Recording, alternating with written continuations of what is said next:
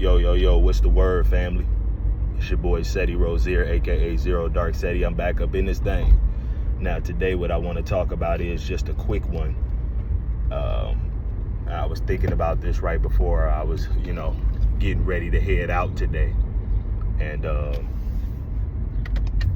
how we know that the Bible talks about being sober-minded. And there's always a spiritual and a physical side to being sober-minded. So the physical side we all know about, which is to flee from intoxicants.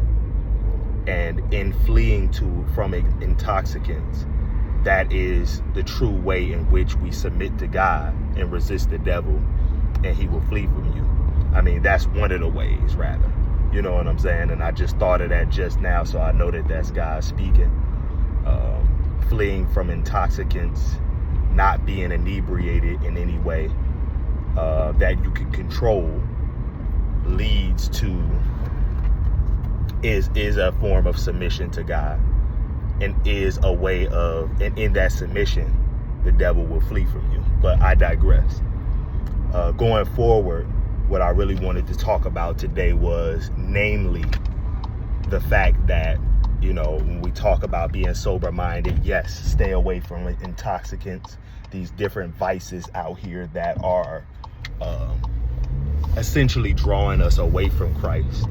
We make up very many excuses to keep these vices in our lives, but nevertheless, I think that we all know deep down in our hearts that a lot of these things aren't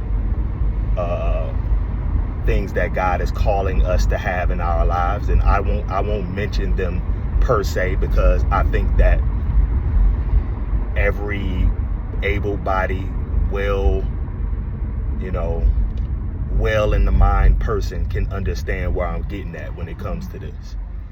But I want to expound upon the spiritual side of things, in that from a spiritual perspective, fear can become an intoxicant. Don't be intoxicated with fear. You know what I'm saying? Because being intoxicated with fear will lead to you not being sober-minded, because your enemy, the devil, is going around like a lion seeking whom he may devour. So you want to make sure that you are not allowing fear to become you are not allowing yourself, rather, to become intoxicated with fear. You don't want to allow yourself to become intoxicated with lust, because lust will draw you away from the source being Christ. You know what I'm saying? And that's just a few examples. But namely, what I really want to get at when I'm speaking here is not you can be intoxicated from a perspective of,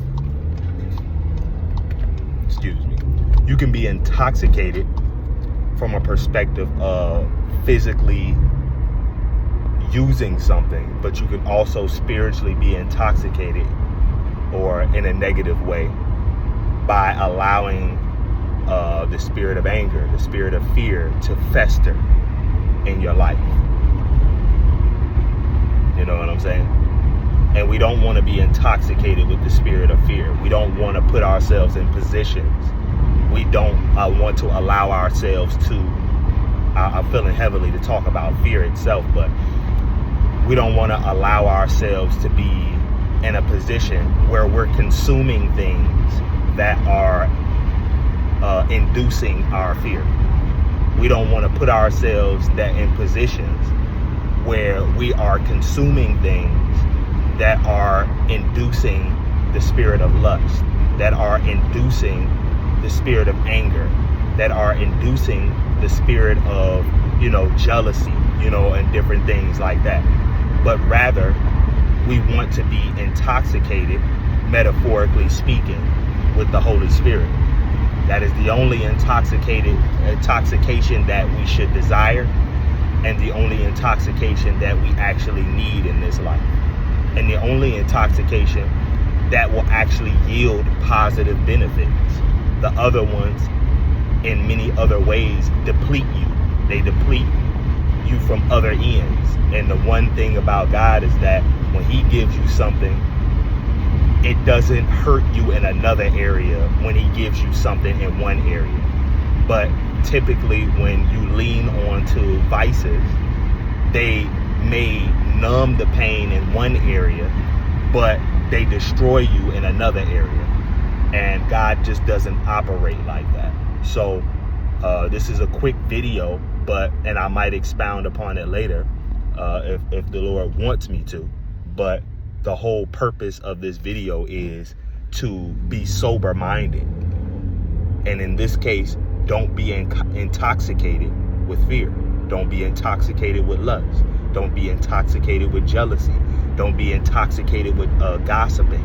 Don't be intoxicated with putting yourself in bad positions, going out to the wrong places, being in the wrong scenery.